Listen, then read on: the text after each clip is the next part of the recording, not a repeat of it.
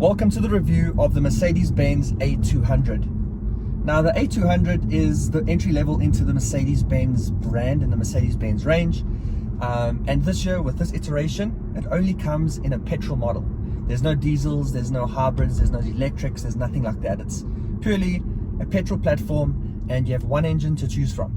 And that's a 1.3 litre turbocharged engine that puts out 120 kilowatts and 270 Newton meters of torque. Now I know that's probably not what you were expecting to hear because this is a Mercedes-Benz. It's an A200, so what does the 200 mean? And well, it doesn't mean 2 litre. And as things are going for Mercedes-Benz, the C63 is now a 2 litre, the C43, the A45 and everything like that. So I don't think it would be weird for the engine to be smaller than expected. So yeah, the new A200 is a 1.3 litre turbocharged engine. And if your dream is to get into a Mercedes-Benz and you want to start your journey and your family with the Benz people, then it's going to set you back 796,000 Rand. That's going to be the base spec level for an A200 today. But if you're wanting something a little bit more sportier and something a little bit more aesthetically pleasing, not that the standard one isn't, but you want to be a little bit more different and you want to look at the AMG line. And having that additional package added on is now going to set you back 825,000 Rand. Yeah, that's a lot of money. But it looks really cool. It looks like a stormtrooper from the outside in this white spec. You've got all of the additional black because you've got now the night pack too and everything like that. So you've also got all the additional leather. And I must say this leather is really, really nice. It is artificial leather. It's artificial leather. It's microfiber cloth. But you do have a full leather wrapped steering wheel, and it is the AMG Line steering wheel too, and it feels really, really nice. I'm a big fan of Mercedes-Benz steering wheels, so yeah, this definitely passes the test. And this A200 has got everything a modern day Mercedes-Benz needs, which is great ride quality, awesome interior, a good build quality for a change. There's not a lot of squeaking going on inside here, so they've definitely done something right for this new edition of the A-Class. But yeah, it's filled with technology. You've got these two dual 10.25 inch displays in front of you. What's quite cool in front of the driver is that you are able to change the themes. You can feel it, or you can be quite sporty when you want to. You can keep the classical dials if you like it like that, and there's a few others to choose from. And from the center infotainment here, you obviously can connect your phone wirelessly for Apple CarPlay, Android Auto. You've got all the settings. You can also adjust all your awesome ambient lighting inside here, which looks really, really cool. And just below that, you've also got a separated climate control, which is really nice and quite easy to operate as well. Everything is separated from the infotainment, so you don't have to be digging through those menus to find your climate control. Although you can, but because it's separated, it's much easier to do while you're driving. Something else that's different from the new A-Class is they've actually removed this center touchpad that they had in the middle here, which you would use to navigate through your infotainment. You'd use it like a mouse and click it and everything like that. It was quite cool when it came out, but as things have started to progress, it started to age and it started to kind of be a bit dated. So what they've done is they've simply pulled it out and thrown it away because they've left evidence of where it used to live here. There's a little cubby or a little hut, as we'd call it over here, which you can now put your key in or anything like that. And what else is nice is just above that, there is still your volume control. So they don't have it built in the front here, and you're obviously able to adjust it off of your steering wheel. But there is a knob down here that you can just scroll up and down, which is very easy to use while you're driving. And speaking of driving, you've also got different drive modes. So you've got eco, you've got comfort, you've got sport, and you've got individual. I think they all speak for themselves. So if you've watched a lot of my reviews, you'll know that the different drive modes adjust the way that the car drives. So some of them will soften the suspension, others will firm them up. It'll also adjust the engine response to make it a little bit more quicker or a little bit more laggy, like on eco, to try and save you some fuel where you can. But my favorite is the individual setting, because there you can go in and you can adjust it exactly the way you like it. And for me, for a daily driver like this, I like to keep the car in eco where I can, but I'll make it quite sporty in other aspects. Like I'll make the steering wheel a little bit more tighter, and I'd make the suspension a little bit more tighter too. that's just warning me that the car in front of me has braked, so the distance has also gotten shorter. So the safety systems on this car are also really good and up to Mercedes-Benz standard. You do also get a reverse camera with sensors, as well as some parking assist features too. So as you can see over here, you can select the cameras if you want it to be wide or if you want it to be narrow, but you can also get parking assist here, which is going to help you find the right parking and get you into it. But something I'm still battling to wrap my head around is the price of this car. The entry-level hatchback into the Mercedes-Benz range is 796,000 Rand. I think that's just far too much money for what you're getting. You're getting 120 kilowatts and you're almost spending 800,000 Rand. I think there's a lot more technology and tech that can go into an engine to give you a lot more power, but still keep the fuel economy and everything like that. I think this is far too much money. I mean, for this price, you can go and buy a brand new Golf 8 GTR. You can buy a majority of what's in the Audi brand. You can get an A1, you can buy a Q2, you can get an A3, you can even get an entry-level A4. I mean, even if you look at brands like BMW, you can also get a wide variety of anything from BMW up till an entry-level 3 Series. That's for this money. I'm battling to get my head around it. Yes, it's a Mercedes-Benz. It drives really, really well. It's super comfortable. It's very insulated in here. The performance isn't too bad for a 1.3 liter. You can hear that it's not a standard bigger Mercedes-Benz engine.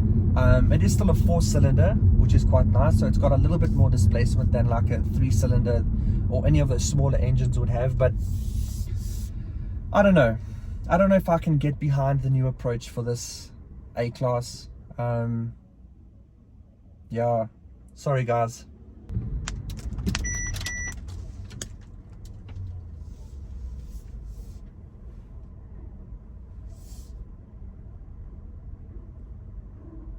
Yeah. And then a little bit more about the practicality. Now, this is in my driving position, obviously, because I'm driving. But if I had to now go and sit in the back seats, because that's one of the things people have been complaining about this hatch, is that there isn't a lot of room. And there isn't really. I mean, you'll see now when I sit in the back there, my legs are pretty much up against the driver's seat. It's quite tight. And again, you got to beg the question, does the price and the comfortability weigh up and balance each other out? I don't know. But yeah, you've got lots of room in here. You've got a really nice big cubbyhole or glove box. You've got quite a bit of space in the doors. They're actually really big, so you can fit a nice big water bottle in there too. I've just got leaves falling all over me.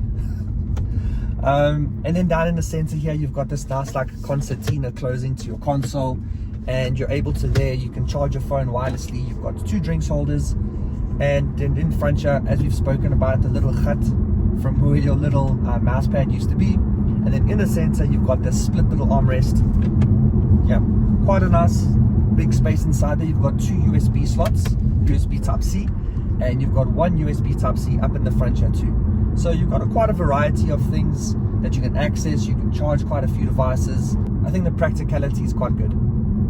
And as I'm sure you've seen, there's a big panoramic roof above me, which is really nice. It opens up quite big as well, and it lets a lot of light in here. And again, it just adds to the overall look of this car. I think if you're going to get one, geez man, just throw the money in for a panoramic roof. At that price point, what have you got to lose? And then from the outside, this shape A-Class has been around for a while now. It's obviously had a little bit of a nip and tuck, so you've got newer, fresher headlights, you've got new daytime running lights, you've also got some new LED rear tail lights. So a little bit of a fresher look, a little bit more neater and tidier from the year before, but just keeping it quite modern in today's age. But overall, the design is pretty much the same. I do really like it. It's clean, it's modern, it looks really nice, it's sporty in this AMG line. And not to mention these really huge 19-inch wheels that fill the gap properly. And I'm really impressed with the fitment of these wheels, because there's not a lot of gap. They're quite flush with the bodywork. Yeah, I think you're going to get a lot of street cred if you had to add those 19-inch wheels to your order. And then the fuel consumption. So Mercedes-Benz claims just under 6 liters per 100 kilometers. Now, that's probably possible if you're out on the open road, but I've been driving this for the past, let's say, 5 days now, more around the neighborhood and suburban areas and things like that. So I haven't been able to coast and really get the benefits out of a smaller engine. And because of that, I'm not really reaping the rewards, because I'm currently sitting between 9 and 10, which isn't very good. And I think that obviously then comes down to the smaller engine trying to lug around this hefty body which is here. So I don't know, it's not that fuel economic from my standpoint and from what I've experienced, but I think if you are going to be driving long distances and that sort of thing, you might see those lower numbers, but I'm not. And then to look at the space in the boot. Now, I think this is pretty average for a hatchback of today's standards, and in this class, I think that that's possible. It kind of matches the overall ratio of the size of the car to the boot size, so I'm not too upset with that. But yes, it does not have a spare wheel, which is quite unfortunate.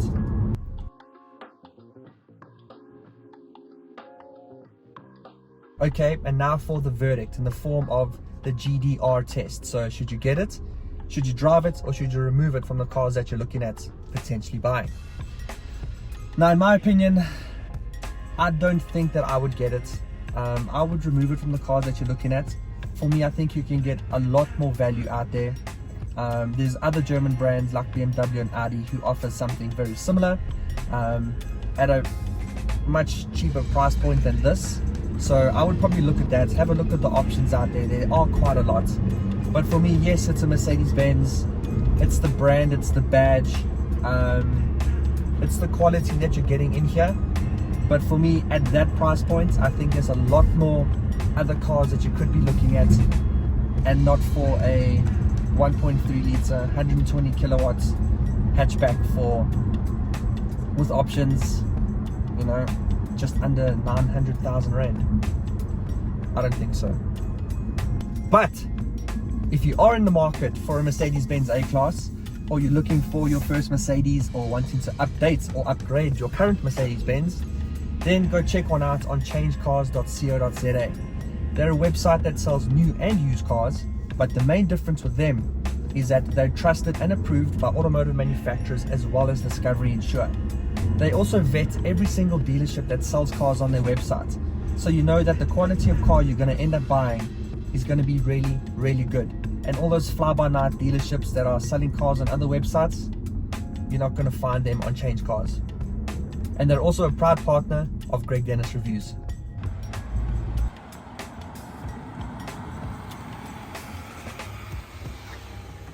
So thank you for watching another Greg Dennis review. I hope you enjoyed this. I hope you learned a little bit more about the Mercedes-Benz A200. And if you did, please really drop a like below. And if you want to see more videos like this and other car-related content, then make sure that you subscribe. And until then, I'll see you in the next one. Cheers.